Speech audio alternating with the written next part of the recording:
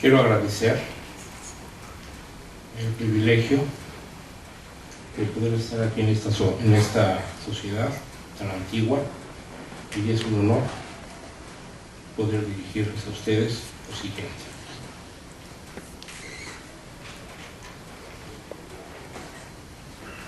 Guadalupe Victoria, forjador de la República. Distinguido presidium, distinguidos invitados. ¿Por qué desenvolver nuestra vida al ritmo de la historia? ¿Por qué la historia es el pasado con su enorme carga de vivencias? Si el hoy que empezó a ser antes de los instantes que ahora vivimos, la relación entre lo que ayer se dio y lo que hoy empieza a ser obra del porvenir, porque en el pasado se da la perenne lección que no debe ser desoída y la enseñanza ejemplar que debe ser imitada. ¿Por qué repasar?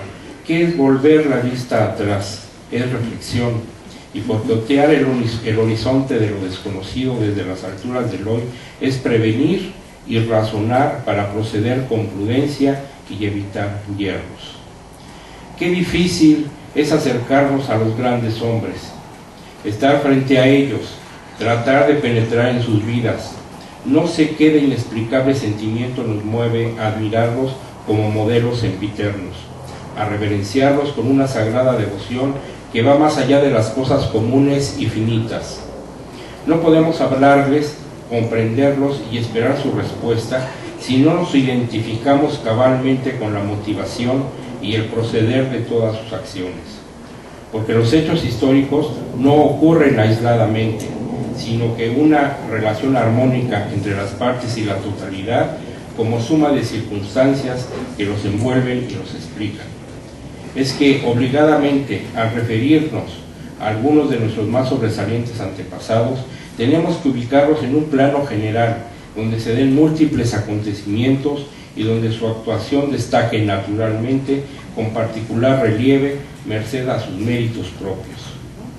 Con su fuerza inexorable, la mano invisible de lo desconocido empuja a los hombres señalados por la gloria a la cita inexcusable de su destino.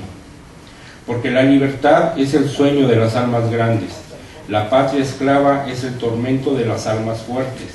Los sueños nobles ennoblecen. Si la vida es sueño, benditos sean los que sueñan con lo grande y con lo noble, porque Guadalupe Victoria soñaba despierto. Victoria se desplazó a Saltos, tuvo muy poco tiempo de escribir y olvidó grabar para la posteridad nombres y fechas, circunstancias importantes que son de sustancial interés para reconstruir el pasado. Nació el 29 de septiembre de 1786 en la villa de Tamazula, Durango. Guadalupe Victoria es recordado como el héroe que dijo: "Va mi espada en prenda, voy por ella". Es la única cita que muchas veces recibíamos del primer presidente.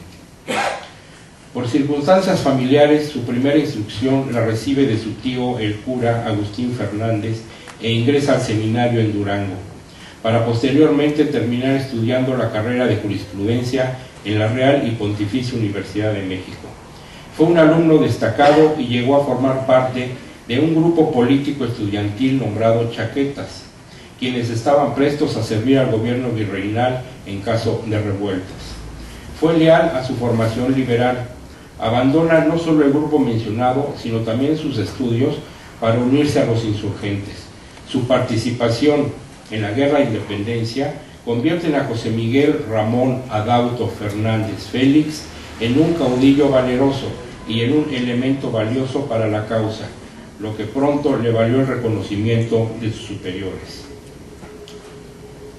Hay un antiguo documento que se encontró en el Archivo de la Nación hace ya unos 30 años, en donde se describe una pequeña conversación que él tuvo con el general Morelos. A continuación les nombraré un extracto. José Miguel, dice el documento, José Miguel tenía noticias de un hombre que, al igual que él, no soportaba la esclavitud de sus gentes y que luchaba denodadamente contra el ejército realista con la misma idea de libertad para el pueblo. Se trataba de José María Morelos y Pavón, que ya había obtenido varias victorias y tomando posesión de algunas ciudades, y que se había ganado el respeto y la admiración de todos los hombres a su mando, por su tenacidad y arrojo en la lucha. No lo pensó dos veces, no le importó abandonar la universidad, solo pensó que era la oportunidad que había estado deseando y esperando para hacer realidad sus ideales. Sin analizar las condiciones del viaje, que no era fácil, y contando apenas con lo necesario, inició su ya ansiado encuentro con ese hombre y se encaminó a la Sierra del Sur, donde estaba seguro que lo encontraría para pedirle lo dejara unirse a él y luchar a su lado por el mismo ideal, la libertad. Logra su objetivo y se entrevista con Morelos. Charlaron ampliamente, le expuso el joven José Miguel sus ideales y sus deseos de ser aceptado en las filas de los hombres que, como él, deseaban un país libre y soberano. Hasta aquí la cita del documento. Al extenderse la revolución hacia otras provincias, es en Acazónica, jurisdicción de Huatusco, en el estado de Veracruz, donde José Miguel recibe el nombramiento de coronel. Allí adopta el nombre de Guadalupe Victoria, el primero en nombre de la Virgen, que sirve de estandarte a los independentistas, y Victoria como muestra el desmedido anhelo de triunfo. En algunas investigaciones que he realizado ahora unos 2 meses en el estado de Durango, descubrimos que el padre de Guadalupe Victoria se apellidaba Fernández de Victoria. O sea que realmente cuando José Miguel se pone Guadalupe Victoria, realmente Victoria era el apellido, era el segundo apellido de su padre. Ya como teniente general, su excelente organización militar le permite tomar el mando de la revolución en Veracruz y ganarse el respeto, no solo de su ejército, sino también de los realistas, quienes le consideraban un líder peligroso. Al aplicarse el plan de Iguala con un sistema de gobierno monárquico encabezado por Agustín de Iturbide como emperador, Victoria es hecho prisionero por pertenecer al grupo conspirador. Sin embargo, poco después logra evadirse de la prisión. La inconformidad contra Iturbide crece al disolver el Congreso, y Santana proclama el Plan de Veracruz y va en busca de Guadalupe Victoria, en la cual exigían la restitución del Congreso. Fue durante esa etapa cuando Guadalupe Victoria recibe el nombramiento de jefe del movimiento revolucionario. Tras la abdicación de Iturbide, Victoria, Nicolás Bravo y Celestino Negrete formarían parte del supremo poder ejecutivo. Dada la importancia estratégica del puerto de Veracruz, Guadalupe Victoria es designado comandante general de dicho puerto. La habilidad diplomática, militar y política de Victoria se puso de manifiesto en diversas acciones, entre ellas la respuesta que dio una comisión española como representante de México. Hay un dato muy curioso en estas entrevistas que tiene Victoria con los representantes de España. Están en Jalapa. Todo esto lo relata el secretario de los señores Posés e Irizarriturri, que vienen representando a España y tienen una conversación con Victoria donde le dicen: es que la Nueva España, y aquí cuando Guadalupe Victoria, narrado por el secretario de los españoles, cuando oye Nueva España, se para y les avienta la silla y dice: no es España, es México. Les avienta la silla y se sale de las conversaciones. Está escrito por los propios españoles. Ahí nos refleja el carácter del general y también su amor a la patria y lo que él quería para México. Bueno, en el sentido de que no podría haber entendimiento alguno con España por esta situación, mientras ésta no reconociera la independencia de México y la decisión de resolver por la vía política y no por las armas el levantamiento antiespañol de Oaxaca, entre otras muchas. Ya para 1824, Victoria ya lo ven como un posible candidato. Ya se viene el 5 de octubre del 24, ya tienen preparada la primera constitución, donde ya se va a hablar de los Estados Unidos mexicanos. Y ante esta efervescencia política que no nos es desconocida en la actualidad. Victoria lo mandan a apaciguar Oaxaca, hay muchas coincidencias, lo mandan a apaciguar a Oaxaca con el tema de que se armara la guerra, se bañara en sangre y de alguna forma no pudiera ser un candidato idóneo a la presidencia. Llega a Oaxaca y lo que sorprende es que llega, platica con los levantados, que son los hermanos León, y todo se arregla sin derramar sangre y sin tirar un solo balazo. Cuando llegó a México, pues a varios no les cayó bien, entre ellos Nicolás Bravo. Tales acciones le hicieron cobrar gran popularidad, motivo por el cual se le veía como un candidato a la presidencia de la República. Para entonces, 1824, la Constitución Federal de los Estados Unidos Mexicanos declaraba en su artículo 4 que la forma de gobierno será una república representativa, popular y federal. Los candidatos con mayor representatividad popular eran Guadalupe Victoria y Nicolás Bravo, correspondiéndole el triunfo al primero. El 10 de octubre de 1824 asumió el cargo de mayor responsabilidad en la joven nación. Al tomar posesión de la presidencia, en su discurso aludió a las dificultades que enfrentaría su gobierno, pero con la firme convicción de consolidar la independencia y la libertad. La política seguida por Victoria pretendía establecer un gabinete de carácter plural que incluía al conservador Lucas Alamán, al liberal Pablo de la Llave y a su enemigo durante la Guerra de Independencia, Manuel Mier y Terán, entre otros. Su intención era rodearse de los hombres más valiosos en bien del país. Sin embargo, no faltaron detractores que lo criticaron severamente, aduciendo que cada nombramiento estaba relacionado con los intereses personales de los titulares y no en función de las necesidades de la nación. Las presiones a que se ve sujeto Victoria y su gabinete dieron por resultado las continuas renuncias de sus colaboradores, las diferencias entre el presidente y el vicepresidente, dando como resultado una rebelión en 1827 secundada por Nicolás Bravo, cuyo objetivo era la muerte del presidente. Durante la gestión del presidente se promulga una constitución y 212 leyes, entre ellas la creación del Distrito Federal como residencia de los poderes centrales, la Suprema Corte de Justicia, la Tesorería General de la Nación. Se establecieron relaciones diplomáticas con Gran Bretaña, España, Francia, Estados Unidos, Colombia y Argentina, entre otras. Guadalupe Victoria termina su periodo presidencial no sin antes afrontar el levantamiento llamado el Motín de la Acordada y el saqueo del Parián. El Parián era un mercado que existía a un lado de lo que ahora es la Suprema Corte de Justicia, en el Zócalo de la Ciudad de México. Era un mercado donde llegaban todo tipo de mercancías de España. Hay un motín ahí, lo queman. Hay una vieja fotografía por ahí donde muestra cómo quedó el Parián.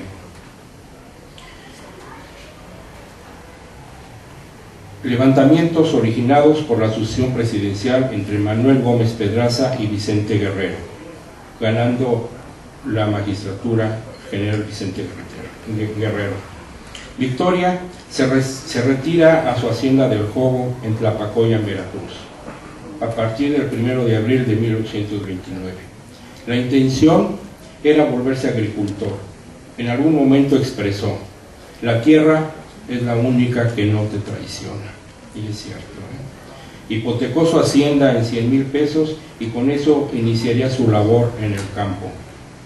A petición del presidente interino Anastasio Bustamante, entra en pláticas de pacificación con Santana.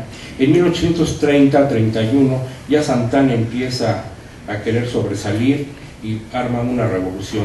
Santana, el único que respetaba o que le temía era a Guadalupe Victoria.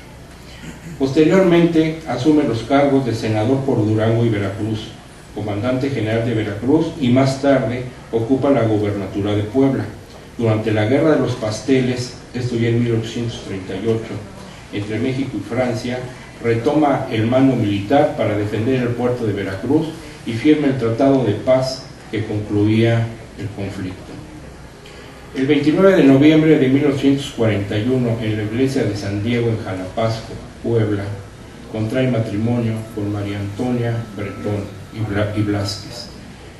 En relación a María Antonia Bretón, quiero compartirles que cuando leíamos alguna biografía de Victoria o algún libro, hay por ahí un libro muy interesante relacionado con las primeras damas, nada más mencionaban María Antonia Bretón, esposa de Guadalupe Victoria.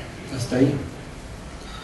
Hurgando un poquito en los archivos, pudimos encontrar 4 cartas que estaban perdidas desde hace muchos años, pero son 4 cartas de amor que Guadalupe Victoria le mandó, no a María Antonia Bretón, sino al papá de María Antonia Bretón.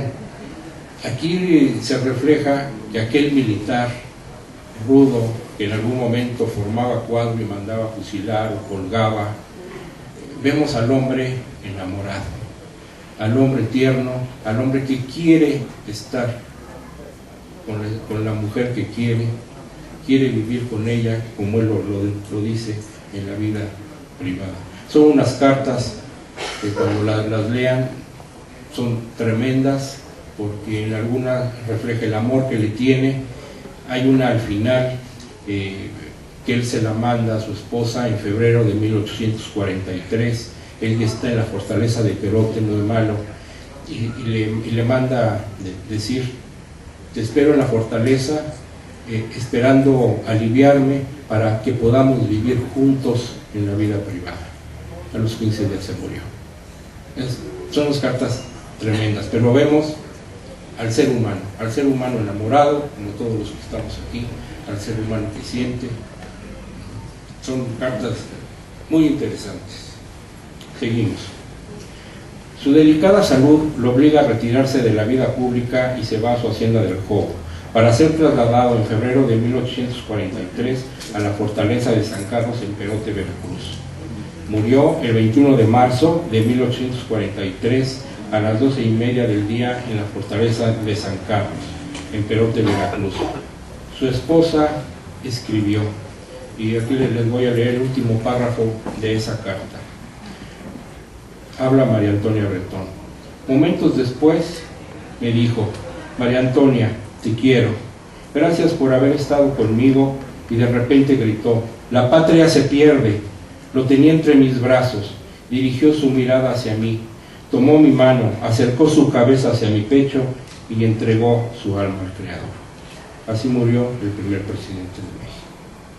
Fue enterrado en la capilla de la fortaleza, en donde permaneció hasta abril de 1924, en que su bisnieta, Felipa Cruz Victoria y Flores, abuela del doctor Victoria y mía, le pidió al presidente Álvaro Obregón su exhumación y traslado a la Rotonda de los Hombres Ilustres, petición que fue concedida y fue traído a la Ciudad de México con los honores de acuerdo a su rango. Los restos de Guadalupe Victoria son recibidos por Álvaro Obregón, por José Vasconcelos, por el general Serrano, que tuvo pasó por aquí por Toluca cuando lo de Huitzilac. Entonces era gente importante para el momento. En 1925 el presidente Plutarco Elías Calles trasladó los restos de Guadalupe Victoria a la columna de la Independencia, en donde actualmente reposan. El archivo Guadalupe Victoria abarca 57 años de vida pública y privada, de 1786 a 1843. Comienza con su fe de bautismo. El acervo contiene los elementos esenciales que conformaron la fundación de la República Federal.